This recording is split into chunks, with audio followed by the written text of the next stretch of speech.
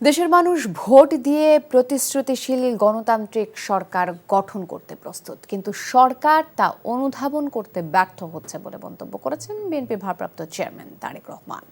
বলেন, সংস্কার নিয়ে অযথা সময় ক্ষেপণে আপত্তি রয়েছে জনগণ ও রাজনৈতিক দলগুলোর। তাগিদ দেন অবিলম্বে জনগণের আকাঙ্ক্ষা ধারণ করে ডিসেম্বরের মধ্যে নির্বাচন সম্পন্নের। ইফতেখার রেজার রিপোর্ট।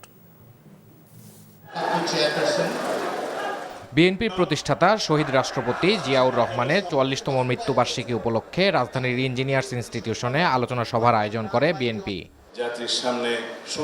আলোচনায় অংশ নিয়ে শহীদ জিয়ার জীবনের নানা দিক তুলে ধরেন বিএনপির স্থায়ী কমিটির সদস্য সহ বিশিষ্টজনেরা। অংশ নেন যুবদল, স্বেচ্ছাসেবক দল, ছাত্রদল এবং বিভিন্ন অঙ্গ ও সহযোগী সংগঠনের নেতাকর্মীরা। আলোচনা সভায় অনলাইনে যুক্ত হয়ে বিএনপির ভারপ্রাপ্ত চেয়ারম্যান তারেক রহমান বলেন, অন্তর্বর্তীকালীন সরকার দায়িত্ব নেওয়ার 10 মাস পার হলেও নির্বাচনের সুস্পষ্ট তারিখ ঘোষণা না করায় জাতীয় রাজনীতি ও রাষ্ট্রে একটি অনিশ্চয়তা সৃষ্টি হয়েছে। তাই জনগণের আকাঙ্ক্ষা ধারণ করে নির্বাচনের সুনির্দিষ্ট দিনক্ষণ ঘোষণা করার আহ্বান জানান তিনি।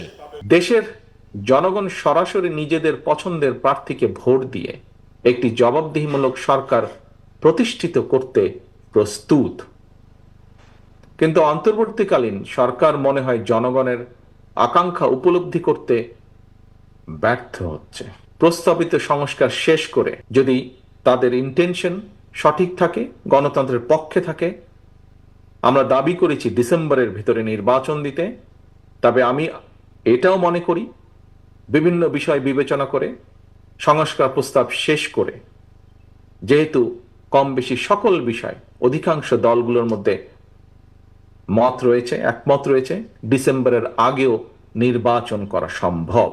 অন্তর্বর্তীকালীন সরকারের কাছে আবারও আহ্বান জানাই, জনগণের আকাঙ্ক্ষাকে ধারণ করুন, অবিলম্বে ডিসেম্বরের মধ্যেই সুনির্দিষ্ট দিনক্ষণ দিয়ে জাতীয় নির্বাচনের তারিখ ঘোষণা করুন। দেশে স্থিতিশীল সরকার না থাকায় কাঙ্ক্ষিত বিনিয়োগ হচ্ছে না উল্লেখ করে তারেক রহমান বলেন, জনগণের সাথে যোগাযোগ ছাড়া প্রশাসন ও ফাইল নির্ভর হয়ে দেশের সব সমস্যা সমাধান করা সম্ভব নয়। জনগণের সঙ্গে সরাসরি যোগাযোগ ছাড়া প্রশাসন নির্ভর, ফাইল নির্ভর বা ফাইল ওয়ার্ক দিয়ে সকল সমস্যার সমাধান যদি করা যেতই, তাহলে তো নিশ্চয়ই রাজনৈতিক দল বা রাজনীতির প্রয়োজন হতো না।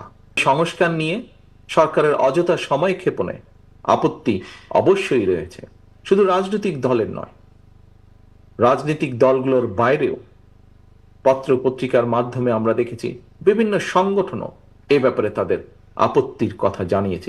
অনুষ্ঠানে থাইল্যান্ড থেকে ভার্চুয়ালি যুক্ত হন দলের মহাসচিব মির্জা ফখরুল ইসলাম আলমগীর।